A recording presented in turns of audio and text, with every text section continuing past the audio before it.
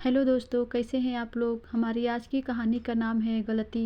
स्वाति के विवाह को 2 वर्ष भी पूरे नहीं हुए थे कि दुर्भाग्य सौभाग्य की हत्या कर उसके जीवन में हमेशा के लिए प्रवेश कर गया।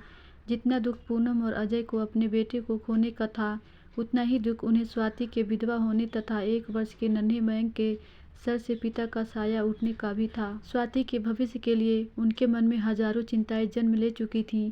दोनों पति पत्नी स्वाति से अपनी बेटी की तरह ही प्यार करते थे। स्वाति भी इस परिवार में बेहद खुश थी, लेकिन पति के जाते ही असुरक्षा और परायेपन की भावना उसके मस्तिष्क पर हावी होती जा रही थी।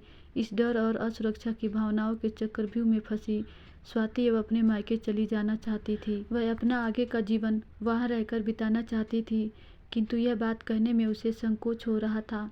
ऐसे दुख के समय वृद्ध सास ससुर को छोड़कर जाना उसे स्वयं भी उचित नहीं लग रहा था। उसके मन में पल रहा असुरक्षा का डर उसके कर्तव्य पथ पर बाधा बनकर खड़ा हुआ था। विषम परिस्थितियों में अपना फर्ज पूरा करना बहुत ही चुनौती भरा कदम होता है। कर्तव्य और डर की 2 कश्तियों पर सवार स्वाति डर के वशीभूत होकर कर्तव्य की कश्ती को डुबो चुकी थी। अब उसके मन में केवल और केवल अपने मायके जाने की ही धुन सवार थी। आखिरकार एक दिन हिम्मत करके स्वाति ने अपनी सास पूनम से कहा, माँ, मुझे कुछ दिनों के लिए अपने मायके जाना है। 2-3 माह रहकर वापस आ जाऊंगी। पूनम ने कहा, हाँ जाओ स्वाति, तुम्हें भी इस समय जाने से कुछ चेंज मिल जाएगा। मन ही मन पूनम सोच रही थी कि मायके जाएगी तो थोड़ा मन लग जाएगा। इस दुख की घड़ी में माता पिता और भाई भाभी का साथ स्वाति को संभलने में अवश्य ही मददगार सिद्ध होगा। पूनम नहीं जानती थी कि स्वाति के मन में क्या चल रहा है। अपने मायके आकर अब स्वाति इत्मीनान में थी कि दुख के साथ ही सही कम से कम माँ के घर वह सुरक्षित रह सकेगी। माता पिता और भाई भाभी ने भी इस दुख की घड़ी में स्वाति का बहुत ख्याल रखा। समय अपनी गति से आगे बढ़ता जा रहा था। धीरे धीरे घर में सभी को जब यह लगने लगा कि स्वाति तो हमेशा के लिए ही आ गई है, तभी से सबके व्यवहार में बदलाव आने लगा। अब तक स्वाति को आए हुए 3 महीने बीत चुके थे और वह वापस जाने का नाम ले ही नहीं रही थी। पूनम अक्सर ही स्वाति को फ़ोन कर उसके हालचाल पूछती रहती थी। पूनम और अजय को अकेलापन खाए जा रहा था। वह तो स्वाति को शुरू से ही बहुत प्यार करते थे और अपने बेटे राहुल के जाने के बाद उनका यह प्यार और अधिक बढ़ गया। अपने पोते मयंक में उनके अपने बेटे राहुल की छवि नजर आती थी। नन्हे मयंक की वजह से घर में उनका मन लग जाता था। एक दिन उदास मन से पूनम ने फ़ोन पर पूछा, स्वाति बेटा वापस कब आओगी। स्वाति ने बात को टालते हुए कहा, माँ, बस कुछ दिन और रह लूँ, फिर आ जाऊंगी। जल्दी आ जाओ बेटा, तुम्हारे और मयंक के बिना घर सूना हो गया है। बिल्कुल मन नहीं लगता, तुम्हारी बहुत याद आती है।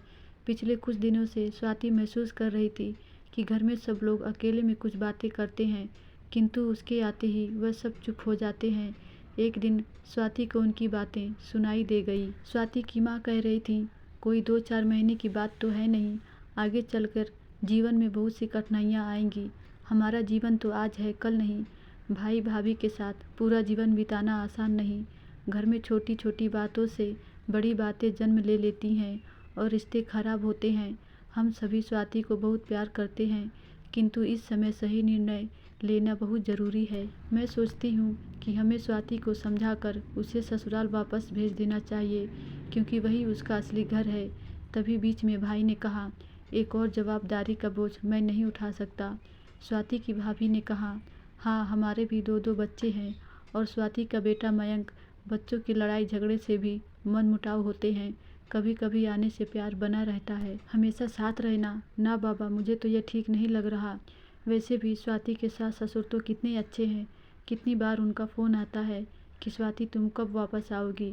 स्वाति की भाभी की बात खत्म होते ही उसका भाई कहने लगा, स्वाति अपने कर्तव्य से मुंह मोड़ रही है माँ, उसे ऐसा नहीं करना चाहिए।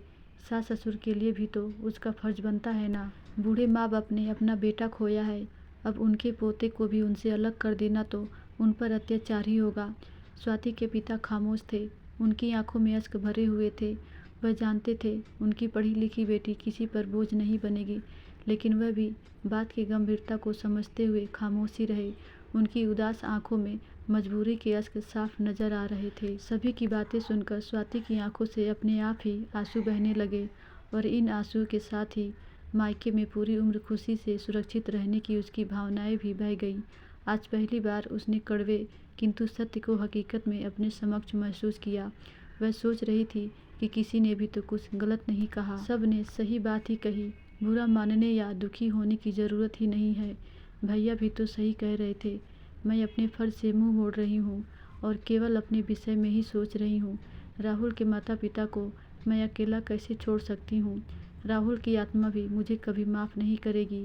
मैं ही गलत थी, मुझे अपनी गलती तुरंत ही सुधारना चाहिए। सोचते हुए अपने कमरे में जाकर स्वाति ने अपना सूटकेस तैयार कर लिया और पूनम को फ़ोन लगाकर बोला, माँ मैं आज ही वापस आ रही हूँ। पूनम और अजय के लिए यह वह खुशी के लम्हे थे जो यदि उनके जीवन में नहीं आते तो शायद निराशा के काले बादलों का अंधकार उनके जीवन में कभी भी सूर्य की किरणों को आने ही नहीं देता। स्वाति के घर वालों ने जब उसे सूटकेस तैयार करते देखा तब उसके पिता ने उसके सर पर हाथ फिराकर उसकी पेशानी का चुंबन लेकर कहा, बेटा यही सही है, तुम्हारे इस निर्णय पर मुझे गर्व है। स्वाति ने अश्क भरी आंखों से पिता की तरफ देखा और इतना ही कह सकी, पापा मैं बहुत बड़ी गलती कर रही थी। धन्यवाद दोस्तों, आशा करती हूँ ये कहानी आपको ज़रूर अच्छी लगी होगी।